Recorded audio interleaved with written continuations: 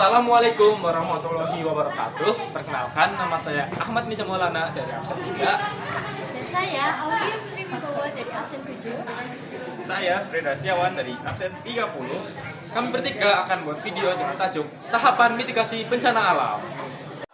Sebelum masuk ke pembahasan mengenai bagaimana tahapan-tahapan mitigasi, mari kita ketahui dulu apa sih itu mitigasi. Jadi, mitigasi itu adalah usaha untuk menghindari dampak dari bencana sebelum bencana itu benar-benar terjadi.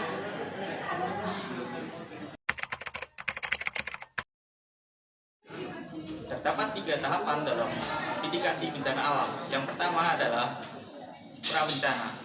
Di dalam prabencana ini kita tidak mencoba memprediksi bencana yang akan datang di masa depan, akan tetapi kita akan melakukan suatu hal yang dapat mengurangi dampak kerusakan dari bencana tersebut. Misalnya, ketika kita ingin membangun suatu bangunan ataupun rumah, kita survei terlebih dahulu apakah tempat tersebut memiliki riwayat bencana yang terjadi. Kemudian, ketika kita membangun rumah, buatlah rumah dengan konstruksi yang kuat dan tahan gempa. Selanjutnya, adakan edukasi yang misalnya kita edukasikan ini jalur evakuasi. Jadi anak-anak tahu jalur mana saja yang dapat digunakan sebagai jalur evakuasi. Yang kedua ada evakuasi.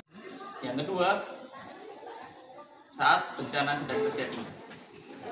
Ini terkandung situasi kalian sedang di mana. Yang pertama, ketika kalian sedang di dalam ruangan, kalian bisa keluar ruangan dengan tenang dan jangan panik. Yang kedua,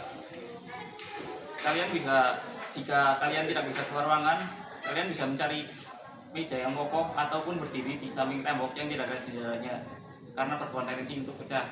Selanjutnya, ketika kalian di dalam mobil, hentikan mobil secara perlahan dan tunggu gempa sampai selesai.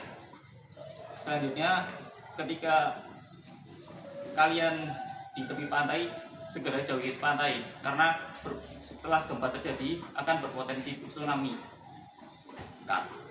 Yang terakhir adalah pasca bencana atau setelah bencana terjadi. Yang pertama, kita cek dulu keselamatan diri kita sendiri, apakah ada luka atau ada yang lain. Kemudian cek keselamatan orang lain dan selanjutnya kita laporkan ke pihak yang berwenang tentang bencana yang telah terjadi. Namun kita juga tetap harus waspada akan bencana yang akan terjadi atau gempa susulan yang akan terjadi.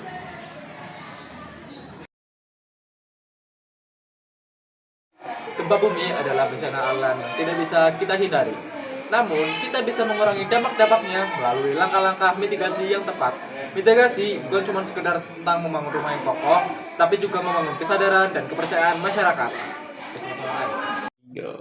Dengan menggabungkan pendekatan yang struktural dan non-struktural, seperti membangun bangunan yang aman, edukasi, dan latihan evakuasi, kita bisa melindungi diri sendiri dan orang-orang di sekitar kita.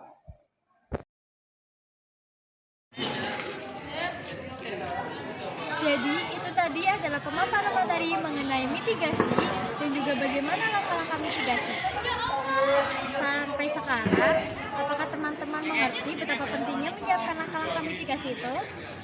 Tuh kan, edukasi tentang mitigasi memang sepenting itu teman-teman. Semoga videonya bisa membantu ya. Bencana alam memang tidak bisa diprediksi, tapi mitigasi bencana harus dipersiapkan sejak lama. Wassalamualaikum warahmatullahi wabarakatuh.